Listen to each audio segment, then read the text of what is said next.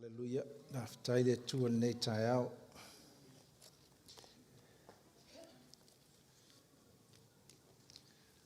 O mai o tau. Tau tatu whelo i lumonu ua le o tuanu. Tau o maua le soifua lau le lei. O tau tatu e kālesia pa ia. Whaftai i le tina ia luisa, maluru isa, whaftai le atua. Ma ne til pepese al tatu au fai pese le nei tai au. Whaftai le worship team, whalongolongo mai pe o leo a ngelu, o pepese, ngai o le leo o lau fai pese ia vi ia le atua. Sei, au iei lau tuspa ia se sueane whamulmole i le tusi a le kornit, mua kornito o le mtau pusfuma lua. Mua kornito mtau pusfuma lua fai poiva.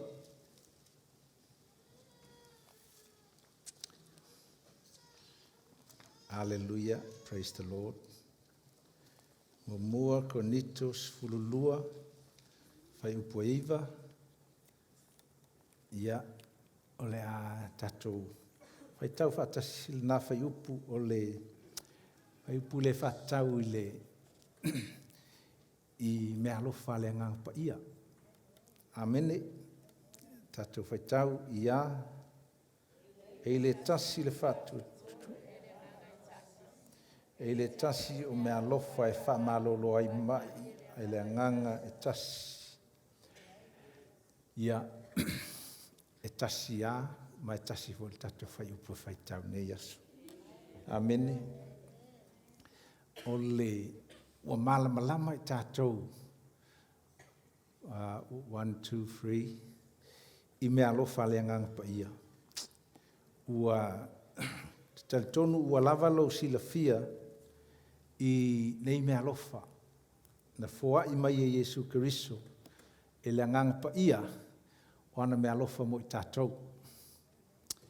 Ia whātalo whātu nei tai au, nisi o loo, asi mai, nei ua iei nisi. O le aso sāle nei, aso sāle nei e tau o le Pentekoso. O le aso sā, o le angangpa ia, na o mai le angangpa ia. Sa tatua o ina umal nei me tau. Pe kau kankangi mai ala microphone is that e ku ai lalo le mea kankangi ngā le triple lai pe aftai ia ngala ua kau manga ia o le anganga pa ia se i alura i chicha i lalo le mea lea i mai 1, 2, 3, ia whaftai, ngau kau sao ea, o saala sao ea. Tai, whaftai. Ia vi ele tua whaftai tele ai tatu sound people, mai sau pati e te whailoa ailo whaftai. I tatu vaenga le whai ele sound. Nga le whai ngofia nei ngā ruenga, O le nei i laso, ua tele mesa o mawhau i whailau, tautalanga le asal nei.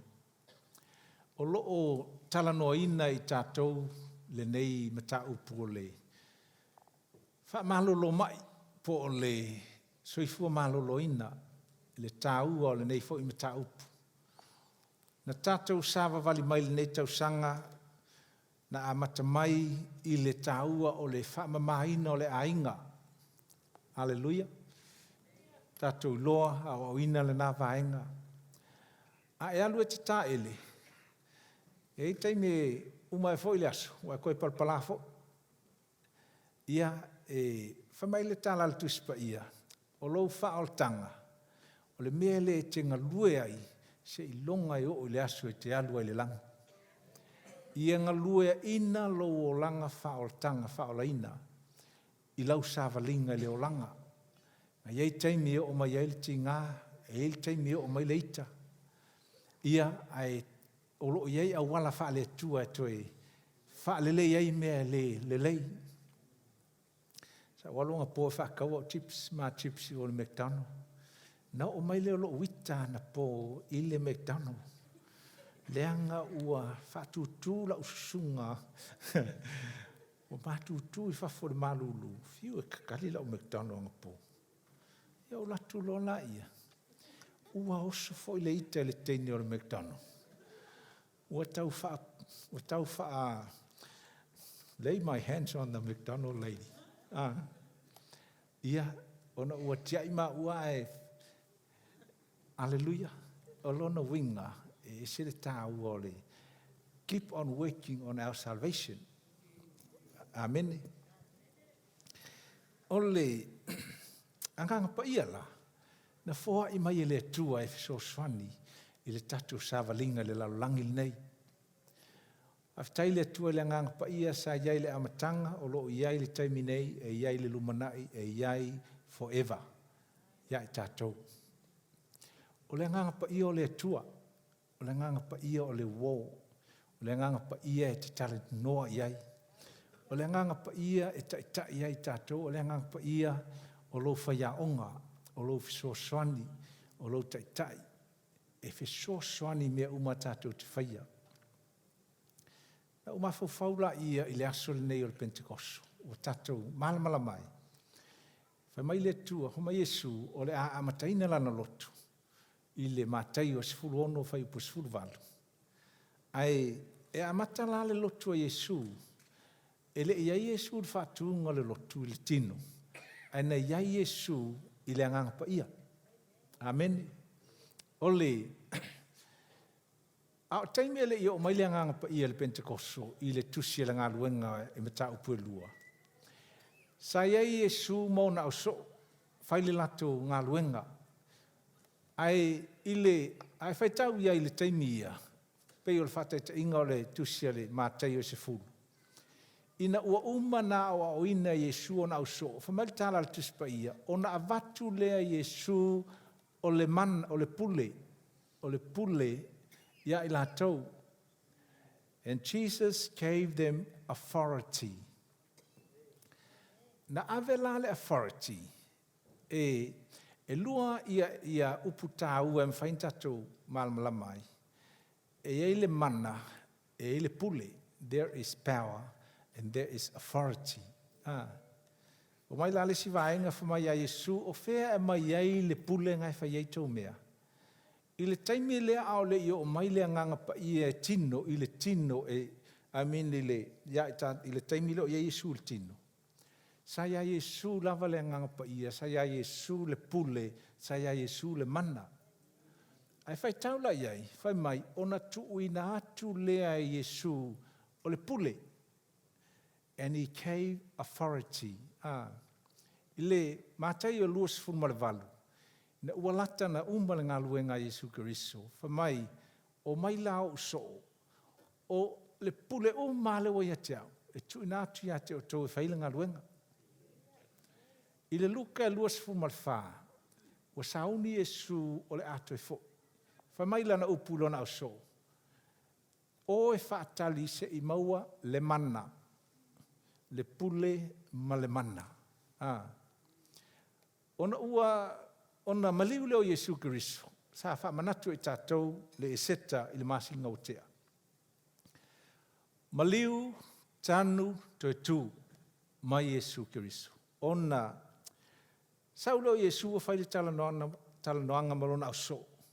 I le aso na toi tua Yesu e o i le aso na sau ele nganga pa ia e 5 aso. Malamalama tātou nei tala se i toi wha. Tala atu mo i tātou nei tai au. Whamaila i o Yesu ngā luenga nā mumua a alwhai upo e valu. E mauai o tau le mana. Manatua o lewa ia i lātou le pule. A lele i o mai le mana. Ai leanga o lea tua e ona mea uma. E mawhaianga a mai uma mea uma le taimi tasi. Ai penga tatu mai whapea. You shall receive power when the Holy Spirit comes. O le saulea leanga ngapa ia. e sau ile e whaila na ngā luenga, ina ua umana ngā luenga Yesu. Ia, mai la tus pa ia ile ngā luenga lua. O nau o lea ile aso le Pentekosto, o lono winga, o le aso le 50 ai aso, mai le toe tu o Yesu. Whaitau la aso e 50. A o le aso 50, o tau lea o le aso le Pentekosto. Mai la ua o le aso lea. O ano nofo le au so o mawhataritali le toe, le polomisi lea le tua a Yesu Keriso. Ona whafua sei lea, ona taalili mai le leo o le matangi. Ua sau le anganga pa ia, ai sau i le leo ma se manifestation, i le tino, it's a physical manifestation. Ona tautala leo i lātou inga ngana ese, ua iai le mea pei o se lau whaiwafi, ua i o lātou lunga, mai lāle tuspa ia, o i lātou ia sa e tele tangata sa iai le teimi o le aso langa o le Pentekosto, e iai le 50 le teimi o le whenga tuai, o le aso lea, e whaatasi mai tangata e ta o le tausanga, o le aso, o le Jubilee, 50 years, e masani, e iai ia tausaminga nei ia Israelu, e whaatasi mai e tangata, ngā whaalongo leo i lātou ua tautala i ngana se ese, whamai lātou tala, o ane i tangata, o lea ngei ngangana ua matu whaalongo ai. Ai whamai lesi au vaenga. Masalo o laua o na nā i lātou. O le mea la o le winga o le whamtalanga. O le aso lea, na a matai le ngā luenga le tua, o le ekalesia Yesu Keriso, i le tu whale ekalesia. O le aso la le Pentekosto. O le aso lea na whanau, pe na whatuina ai le ekalesia. Ona whasilingia le tangata, ai tūlunga petelu, whamai petelu. O tau ele o na nā le nei ekalesia. Ele o na nā.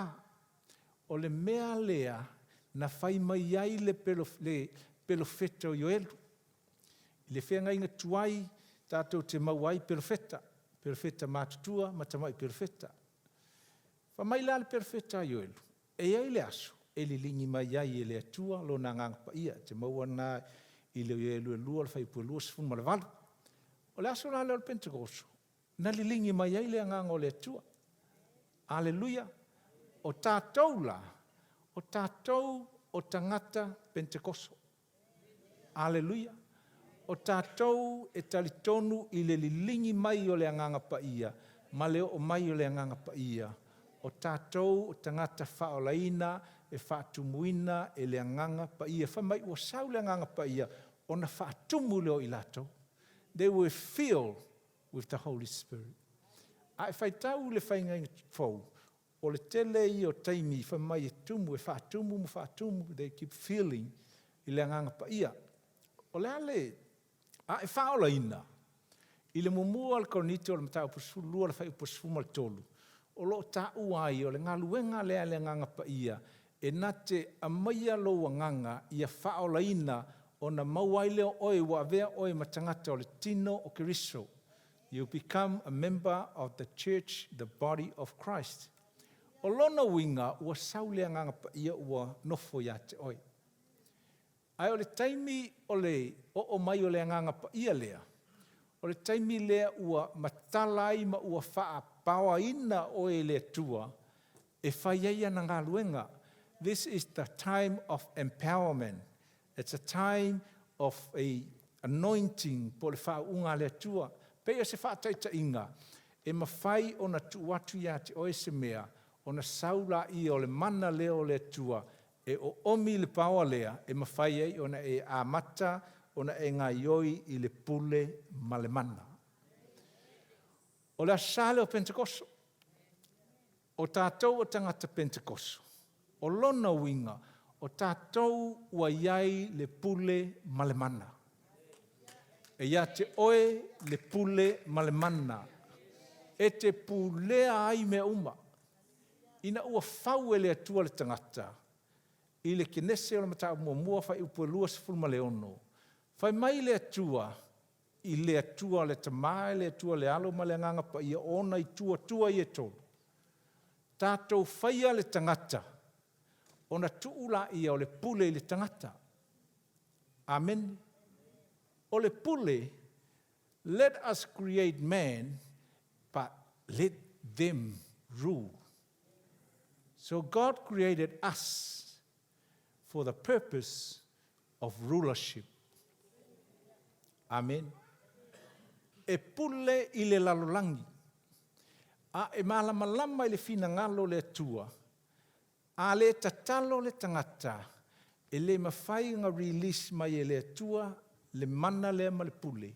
E whaatau nuu ai lona finangalo i le lalolangi. O le mea maalia la, e le maalia ai matautia.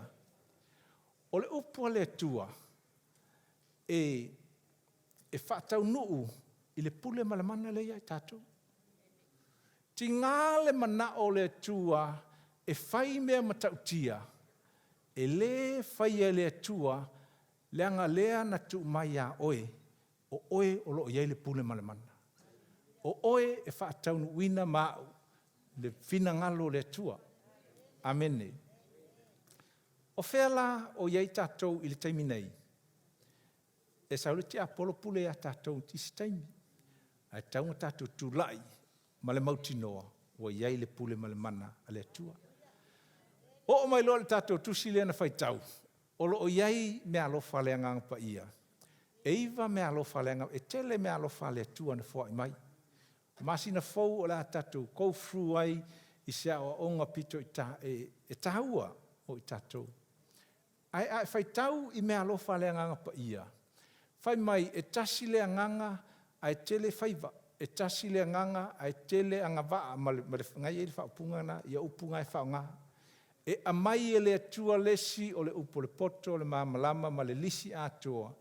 Ai i tutonu le lisi o lo iei le mea alofa lea o le whaamalolo mai. O lesi e perofetani. Ai o le mea alofa o le whaamalolo mai. O se mea alofa lea e tele o na vaenga.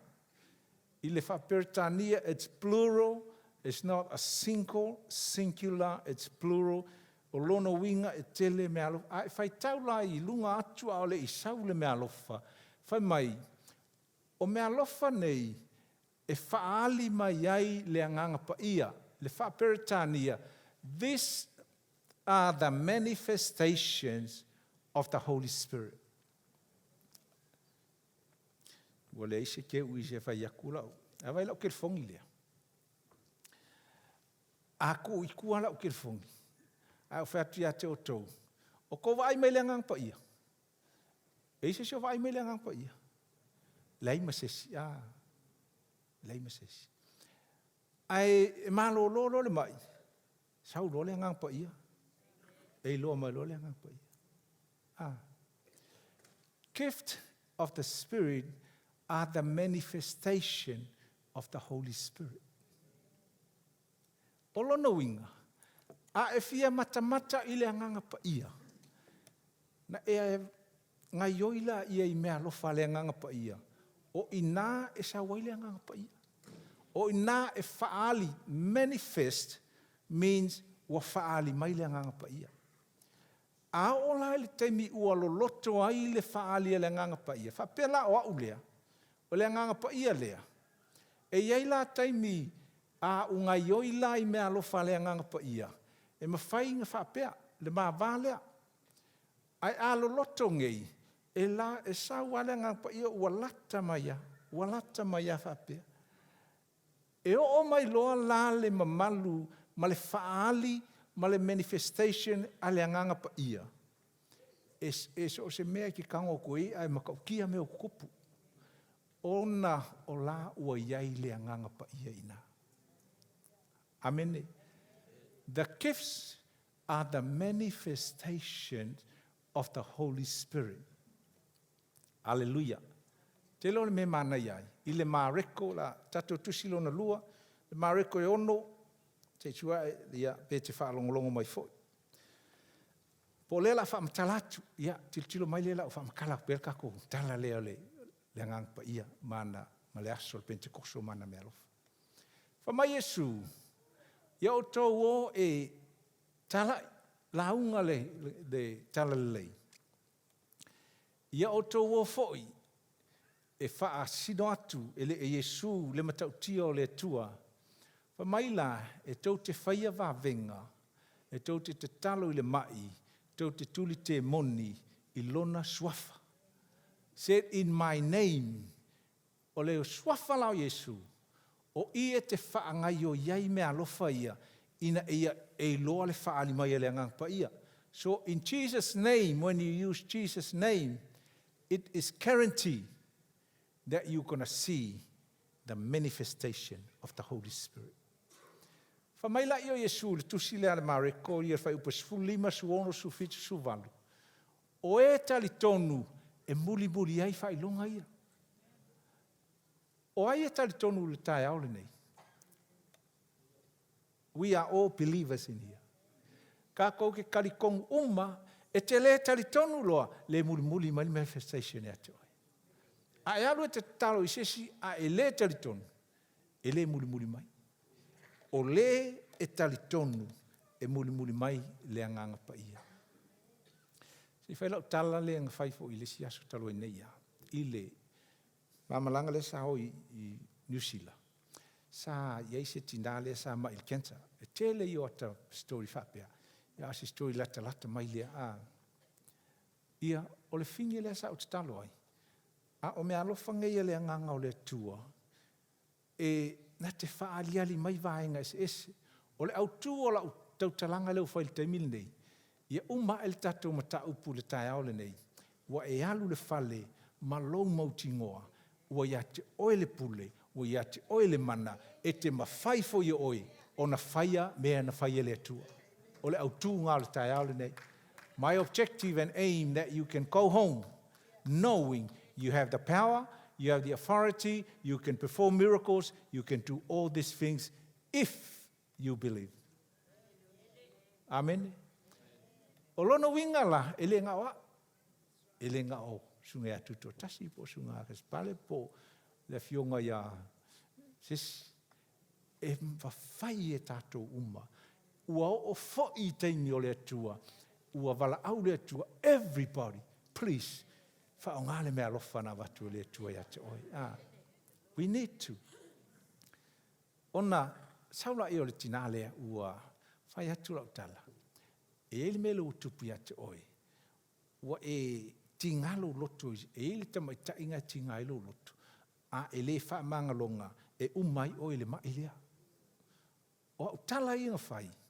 Mua o le tala, o le upu, o le perofetane. Lei o le upu, o le malamalama. Tasi lea mea lofa. E te whaali mai lai le atua, le mea le tupu, le whawhine lea.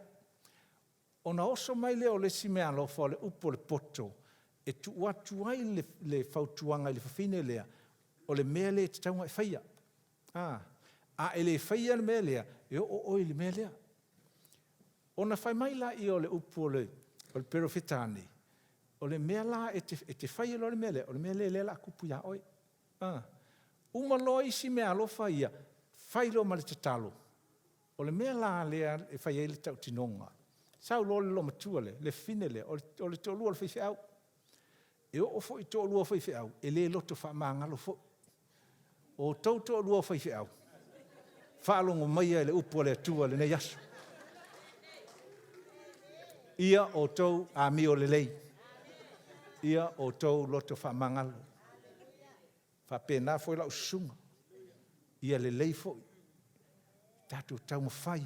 Ngā lulue le tangata ia mo le ami o tonu lai savari ai. Amen. Ia, umaloa, whaile tārsanga.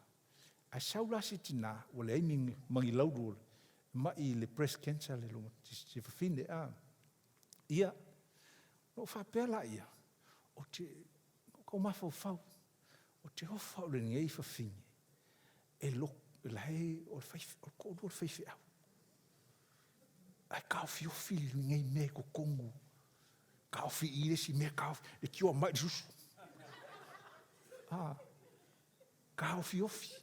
Anga vave kiai. Whatever nga. Tūlei ese.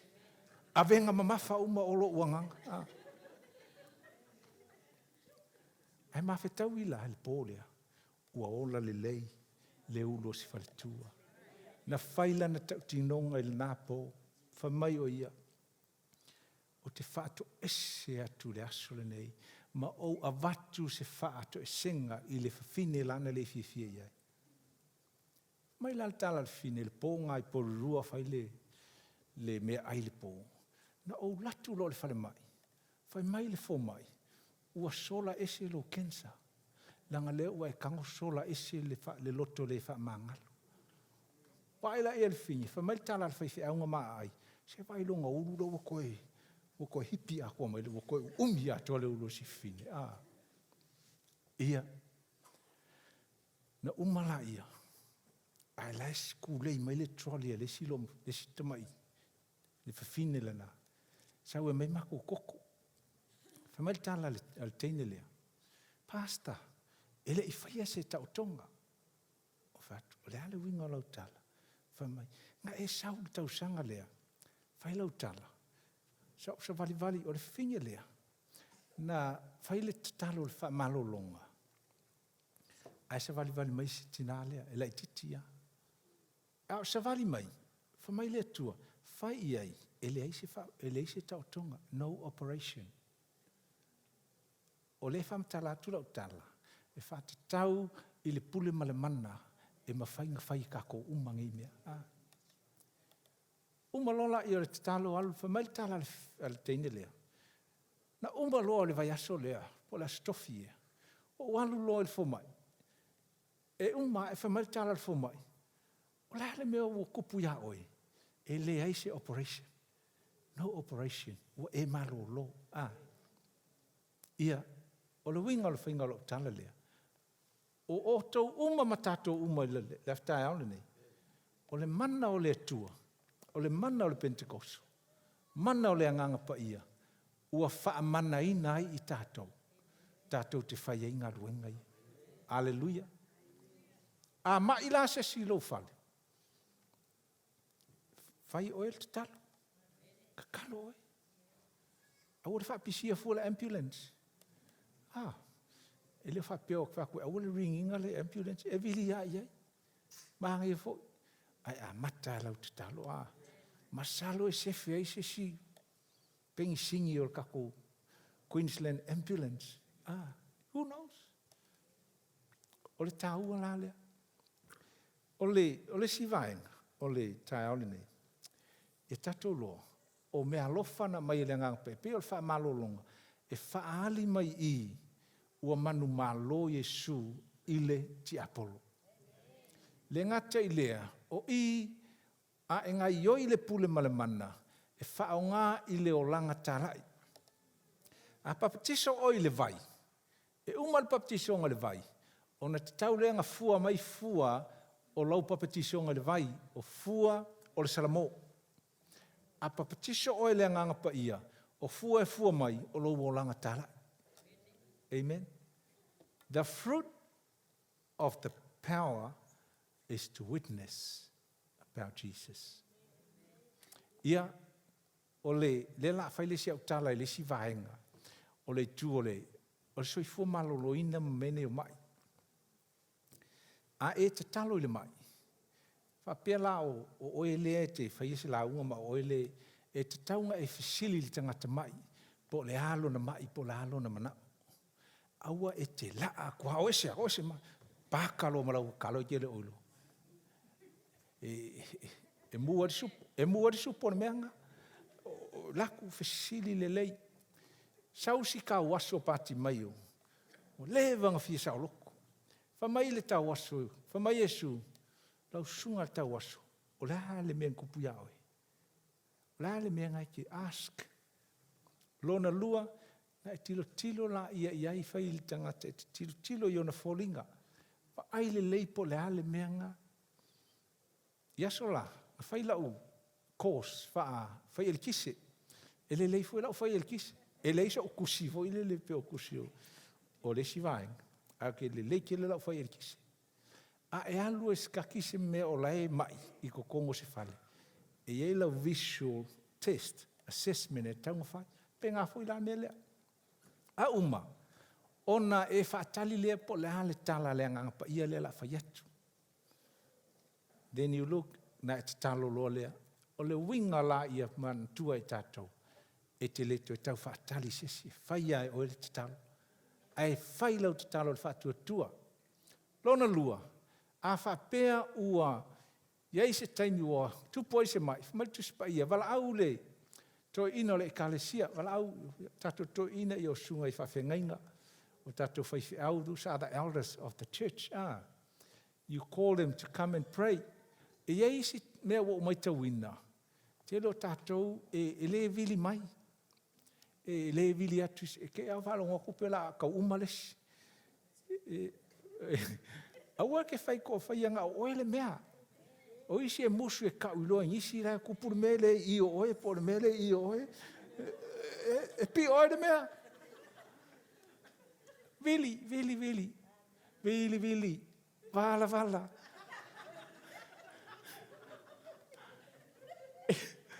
Vili le to inole. Whamail tala tuspa ia, ile. Tala le talo Yesu. Na whao ngā Yesu le talo sang. Whamai aua ne i e give up le te talo. Mai le tuspa ia e te taunga e te talo e le au noa. E ale winga ngā meka o te talo le au noa. Pray without ceasing. Aka kalo ako e kuia. Pa kūraro koe kūrunga koe alu, karo. Nanga iei skaimi ola, iei ke mongi rai ke fia. E ke, nega e kā wairo wa ai maka o kangaka. E te loa, e se tilo atu. Rai kiro, mari ke mongi a oe. O i ngala, e sui mai loa lai lau tālo sanga, ai ki liwa loa kangaka lea, ia. O le, vaenga la le nā al tatou, le tāua. A le la te, ia mai lau tala, o le tāol nei, o lau launga le whai ke wai kau whai masingo, o le hae le launga le whiwhia, o le whai ninga yasu. Na o tau tala atu i le aso le Pentekoso. O le saua le nganga pa ia, ma le amaia le nganga pa ia o ana mea rofa. Le ala o ka koi mea rofa. O le vaenga la le la o iai, o le tatu soifua maloloina i le tino. Amene, ia, o lea lala o te talo i lea tua, e sosoani mai langa lea la, kua o mea whaalongo, pe ia iau se fomai, ma se nes, e whamatala atu le tāua o le tatou, o langa fo i lea soifua maloloina. Sa mahoi Newsila, what we look forward to, whalikako session on health, lenga whai, e le i o langa whai, ia lea so, whamatala lai titi atu le tāua lou soifua maloloina. O le mua, o le whinangaro le tua e ola umil tangata. E se lau lua se fulu tau sanga na whaatanga mai e le tua e ola ele tangata. Aleluia. Ia, oi e fia o se lau lua fulu. Ia, e ko kere ka kofi, po se lau fo ia. Going once or twice. E fia o e di Luisa. Singa iwa se fulu fo i pose. O le whinangalo leo le tua. Whamai laltu spa ia. E leo o kero vai aku le tenyo las whanga ule angpo. Ai, mai a e o le fitu se fulu. Laka le fitu se fulu kausang. O ina e a matanga e mawhau lo loto. Ma learn to number your days. Wa amatanga e mawhau lo loko e whakulanga o kausanga i e kokoi. O ai ua fiku se furupo o laka le fiku se furupo o overfoi. Ia o le vai keimi lea e mawhau le leia. Whamai a walu se furu. Wa amakanga. O i mai le mea foi lere ua. I mai le kuli, i mai le wa sau mara ki ngā.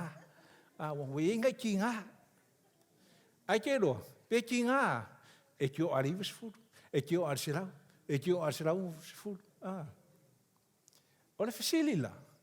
E whawhewhenga na whaalalo le o i mai o le kingo ma le mawhauwhau. I to tono le tino le tangata. E iai le mea e pālengi ai lo tino. Ta u le whaperitania i o PH. e pālengi ai lo sumalie, ma lo o onga. Peritania, your alkalinity, and your acidity. Ua e o onga kele, po ua e sumalie kele. O le si, o lae le leilanga ai, a ua o onga i o ngā mawhauwhaunga. Ngā reinga mai so.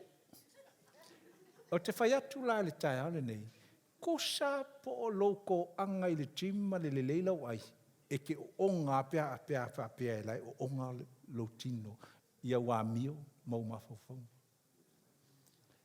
A o le siku, e mawhaiwhau ngai o wasumalie.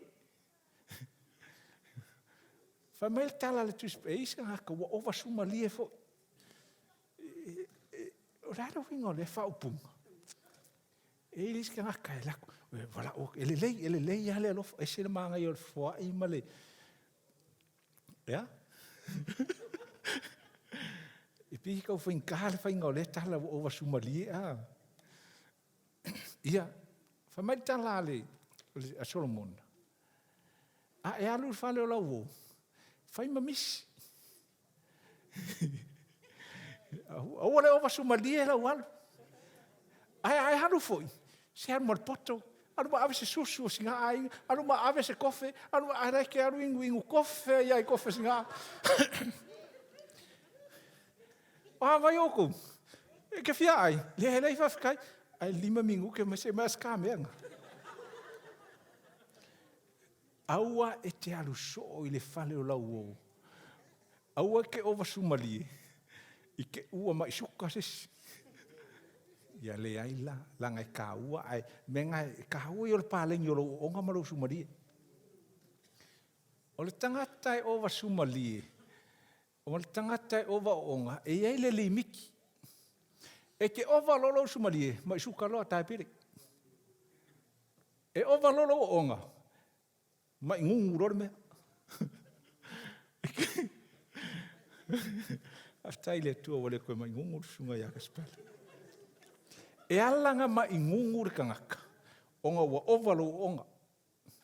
The acid, the uric acid, is now very strong in your body. Langa wa ele kumai le palengi lo ngakong. E tau le pH, e ke lola e test, e yei mea test hai. A test aku lai langu green. O ngā lai green nao hei. Pamari salamo ia e green nai kai miuma. Salamo 5 lua, salamo 2 lua. Salamo 2 lua, 5 lua. Te mai e tā vita. A oa unei. Salamo 5 lua whai pue vanu. A oa unei ia o green nai te miuma. O a o le green olive tree. E ke green la, pe aku kumai o ile o nā tutonu. Aua e ke ova sumalie, aua e ke ova onga. O mo mai. Ele pālengi lore mea, mai loa. A whapea la o lo sumalia mla o onga wa amakang kele. Wa amaka longa o sumai le awhile e ka o le pālangi. Wa inflame lo tino. O le mea la e kaunga e kaunga pālengi a kong. Ia se tatou tō so la i titi la le loloto. Nei whata i ta inga fo i lea mo i tatou. O le tangata e kele langa ai mea o onga. Oi ai mea o onga. Se si ilunga lo a ao pia. Ia ngau wale kau waru fo ilunga. O le mea le o le masima. O le tasi lea. O le masima e o ngā. Whai mai a mai leise masima ua lea o ngā le mea. Mea ngā whea koe kāua. O mea uma. Se whai lau tala o le whea ngai ngatuai. I le Levitiko. Ai meisi a Levitiko. O lo o lisi uma mai a mea ai. O isi o mea ai ngā. E whaasanga ai. I le whea ngai ngā fau. Le tusi le mariko e fitu. O lo o whai e le tala Yesu. O mea ai uma i ngā whaasa ai o. Ua kilingi. I le whea ngai ngā fau. You'll be surprised to hear that. All food, even Jesus. O langa upu whamai. O mea ai uma. E o le size 2. Ua clean. O le size 2 i le tusi le whenga i kuai, e unclean. O le size 2 i e kilingi. Paulo, e lea ia ma se me ka awhi e fualau ai size 2. However, wa ai ia i ke ua ova sumaria pe ova ongare mea. kasi a mea whamari fo mai, o la vase o ka mai, o le ke leo le whasipua a whamari fo mai, o lea. Ai ar ka ko whasipua, o lea. A e kangona kuku mai, il ke leo lo whasipua ai.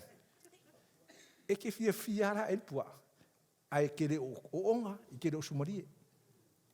Amen. Ia kip le pālengi te tonu. O le māsima la. Whamai le tuspa ia. O tau o le māsima le laulangi. Ai ale eise māsima. Pe ova fo le māsima. Ua lusi le mea. O māsima. A kele lau ai māsima. E maua oi le mai. E a makanga develop heart diseases. O mai le fatu. O mai le fatu. E sau le ova le ai māsima. E laku koko maualunga. Wha solo kua ia. Hallelujah. Ia. O le mea lai tupu. Ai vai tangata. Se i whai akula o kalale i o ngifo. Ko ke fia maka ngi ngifo se laupa senge le manga ia. Ia vai mai.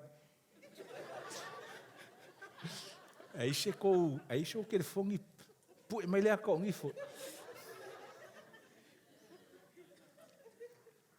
O ngifo ngei, neia, e perfect. E ato toa o ngifo. Le ai ma se feeling waru o ngifo. Le ai ma se pu ke fiwe sau malau mori wila ka ki solo o ngifo.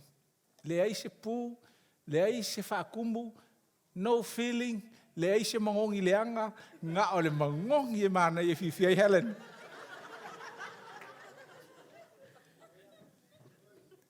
E iai la ai si tangata. O le la ai ki mamau ia kiau. A ua vā pengifo. E ku ile si ngifo, ai ku ile si ngifo. Ai ku ile si ngifo, ai ku ile si ngifo. It's scary.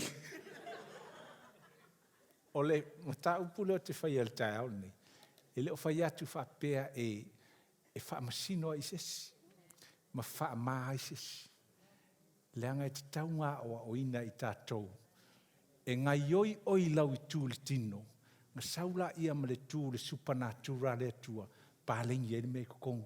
Natural healing comes from medical intervention. Supernatural healing comes from the power of the Holy Spirit.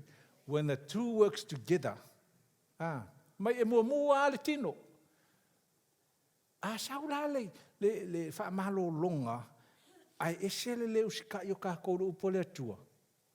Ia, o lo a folo. Ia, koe whakaikai la le meo nifo. A ova lalau ai, le masima. E o ia vaenga o lo tino. Su e maingi ele mengi le kokongu, e ka o le calcium. E kau whaapalingi mai mea le o ngā kongu le ngā whakuai. E ke loa, e su mai i o kai nifo, ni mea, ni calcium, e kau whaapalingi le mea, o le mea ngā e vala i nifo isi. Leanga o le ai masima. Maanga i eke, si koe pasi mani. Amen. A fia maanga i ala o ngifo. Ia koe kipi mai le mea, e ke ia wawai aku, koe a makanga le lei mai o ngifo. Ia, tato whaso solo atu i lesi mea leo ole. Ole mea leo ole. Mai suka, diabetic. Wale lawa le tato taimi, e tā ua le whātāua ina le nei mea. A lese whawawave atu lau tala lea. E tatau o ngā fisiaki o ele fomai, i taus at least tasi li tau sanga. Ai alu e siaki o il fomai, e ke leo alu leanga ua whai mai lau fomai, e kakaunga e alu, e ke alu langa leo e mga o e wa ai whale lei le whale sā, o lai ngo whai leanga ngapa ia le whai kako ngaruenga, whai tatou me alofa. O lo tino o le malu o le ngapa ia le ngasau laso Pentecost. O la lai ngo whai kukongu. A whai lai te le look after lo tino, ia ua whainga tāfu inga whaile ngā ruenga le ngangpa ia. O le mela, e ao o na tātou vava ai, e alu whailau siaki. A whailau siaki.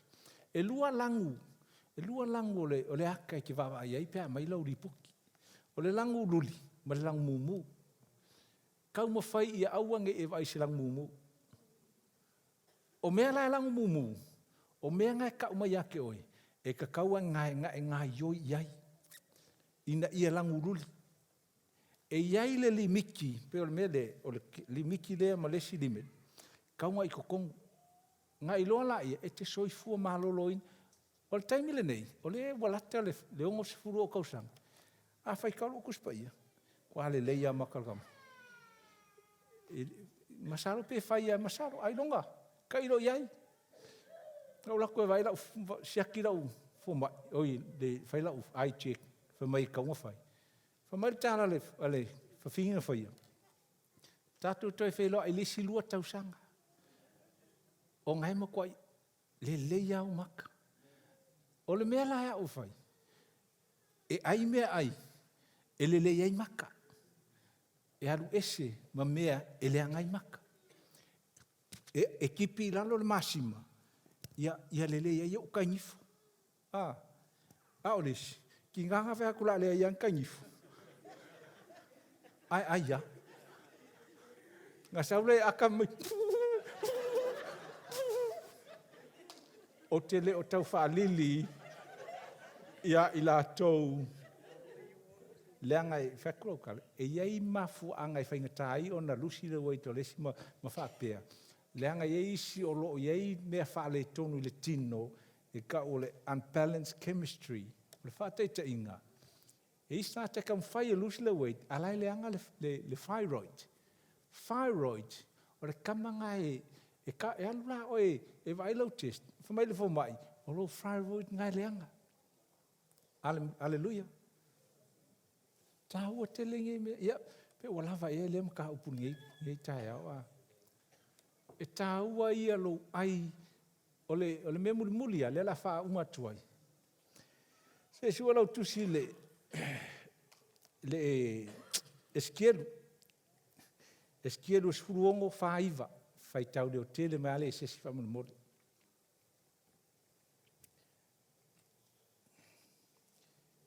Ezekielu se fuluono whaiva.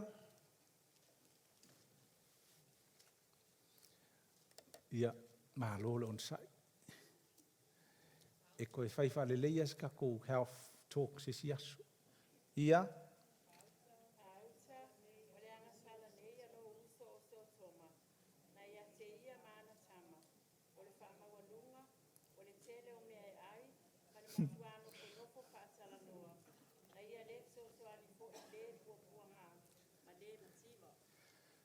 O le angasala sa mau ai fo iso toma whamai o le angasala. O le whaamaualunga ma le tele o mea ai. O le upu o le tusi Samoa whamai o le tele o mea ai. A o le sa o le tusi o le upu ngā o le ai tele. E mawhai anga kele mea ai ele ai kele. E le upu whaperitania ta o le kalatani. Po le ova o le ai i le ai wakau ngaka ai. E sau fo i lai le fua o le anganga pa ia. E tau o le self-control. Aleluia. O le awhaia o te fia te talo mo i tātoa o tātou le i o le whale. Ia alofa mai le anganga pa ia. E control le ova ai. Whamai, o le angsala le anga le fia fo i le tua yaso toma. O le overfed. O le tele i o tusi le tusi pa ia. O lo ta uai le mea lea o le ova ai. Ia o te loa e le whaingo fie. Ai mo le talo i le tua. O ke ova ai fo ia uia. O le fo i kau omi hai kongulo ka mangafa. Ia aua nei. A ia Avia le nei asu e wha malosi mo i tātou. Va ailo tino. Look after your body. Amen. O le si mea, o iska kai o ti ngā uma ponga iwi. E alanga ti ngā ponga iwi o le tangata. It's the same thing. Wa le pālengi wa su o lo tino i tutonu. E o solo vaenga lo kingo e su e mai mea. E wha pālengi e le mea la walu esi, la wa le pālengi. A su e akulanga isi mea su e mai o ponga iwi. Mea ngai ki ngai po ngai. E te tau ma whaila ia ai le lei, mea ngai tā wailo walu e whailau test. O mea lai langu mūmūri test. O mea ngai ki ngai yo iai. E ki ngai yo iai. E te ngalue iai. Ia auanga e onga. Auanga e ova sumali. Rai pālengi le mea. Mea leo le mai. Le keaut. Ahut whasa mor keaut. Ngungu. Le hale winga le upu ngungu. Ua ngungu lau sa vati. Wale mawhainga sa vali, ua ki ngā sa vali. Ngā maua e fo iau le kamanga. Fia ere kausanga ngā maua iau. Whaonga kua ki ngā vai. O alu le fomai, whamai le fomai. O kou Samoa, o le mai lea, o le mai a Samoa. E ngungu umar kiro ka. Ia ailo ngā koe ngungu sisi o kako. Ia. Tātou tūlai whātasi lunga la whaiu tātou sauninga. Mālo le whaalongolongo mai nei asu. Ao le i usuina si tātou pese la whai si tātou talo o le whamalolonga. Le tua lo mātou te mā. Aftai le tua lo mana, ma lo pule, na au tuina mai mo i mātou. Talo whapitoa le tua i e o loo, whea ngai ma le lui o le mai o le tino. Le tua mātou le tuu le te talo pēa ma wala au ia te oe le tua le au ma le pō. Ia wha malo lo i lau. I au tangata le aso le nei. Nisi o lo iai le mai o le fatu, wha malo lo le tua. Mai o le suka, wha malo lo. So se mai o pona iwi le tua, ia wha malo lo, e ala le suafo Yesu. Whai maila wa fionga le tua, a mātou talitonu, ma wha o ngalo suafa, ona te talo lea e malo lo ai le mai. Tai au fo le nei le tua, mātou te wala au atu ia wha mangalo i mātou. Te lo tato e kalisia, o langona al tai au nei. Taun tato whato ese le tua i le lewa ai o le tino le ai, kalua i le ovo le ai.